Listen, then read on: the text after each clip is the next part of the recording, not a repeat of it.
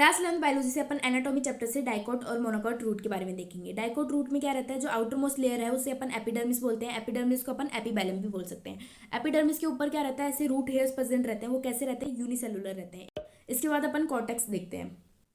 Cortex जो है आपका थिन वॉल पैरेन्काइमा सेल का बना रहेगा और इसके बीच में इंटरसेलुलर स्पेस रहेगा। जैसे कि यहाँ पे पिक्चर में है, ये जो कॉर्टेक्स वाला रीजन है किसका बना हुआ है, पैरेन्काइमा सेल का। कौन सा, thin wall, thin parenchyma cell. और यहाँ पे इंटरसेलुलर स्पेस आपका प्रेजेंट रहेगा। ये देखो यहाँ पे स्पेस दिख रही है।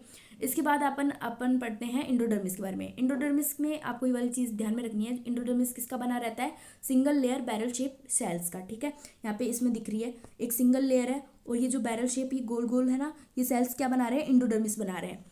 इंडोडर्मिस में एक और इंपॉर्टेंट चीज़ आ जाती है, कैस्पेरियन स्ट्रिप। कैस्पेरियन स्ट्रिप्स क्या रहती है, यहाँ पे इसमें इसके ऊपर एक स्ट्रिप प्रेजेंट रहेगी, ऐसी स्ट्रिप प्रेजेंट रहेगी जो कि वाटर को अलाउ नहीं करती।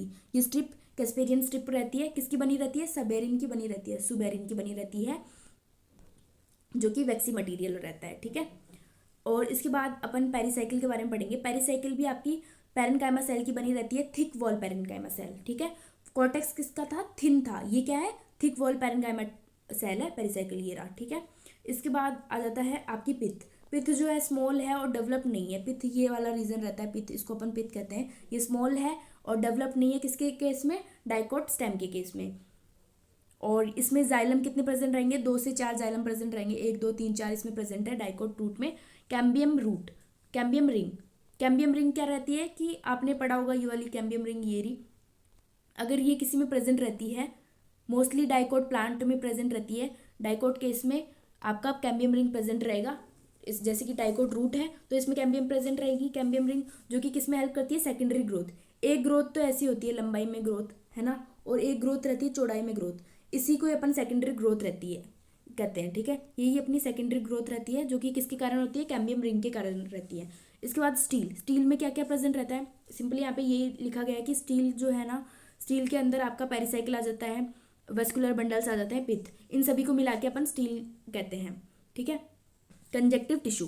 कंजक्टिव टिश्यू क्या रहता है आपका, ये भी पैरेन्काइमा सेल का बना रहता है और ये प्रेजेंट रहता है जाइलम और फ्लोएम के बीच में। इस वाले एरिया को अपन है ना पित्त कहते हैं। ठीक है, और यहाँ से अगर अपन ऐसे रेज निकाले तो उसे अपन पित्त रेज कहते हैं। इस पित्त रेज को आप कंपेयर कर लो कंजक्टिव टिश्यू से।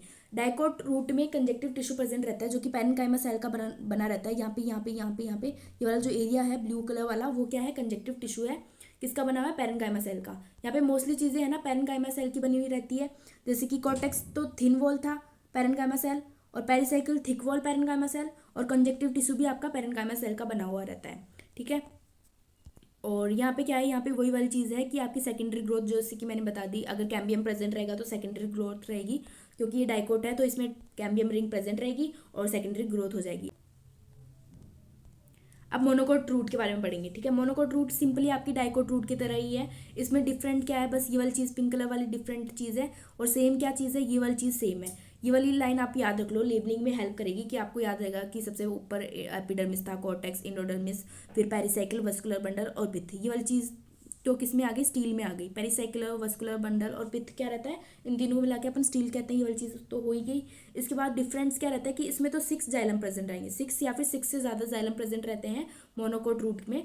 ठीक है, और इसके बाद जो पित्त है वो लार्ज और डेवलप्ड होता है। ये जो पित्त है वो लार्ज और डेवलप्ड होगा। जैसे कि यहाँ पे 6 जाइलम है, ज़्यादा जाइलम है, अच्छी रिंग फॉर्म करेंगे, और पित्त भी कैसा रहेगा, स्ट्रॉन्ग रहेगा, डेवलपमेंट रहेगा और ज़्यादा रहेगा।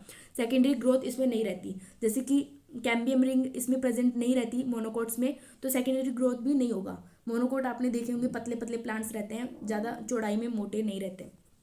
ठीक है, तो ये चीज़ हो गई। Thanks for watching.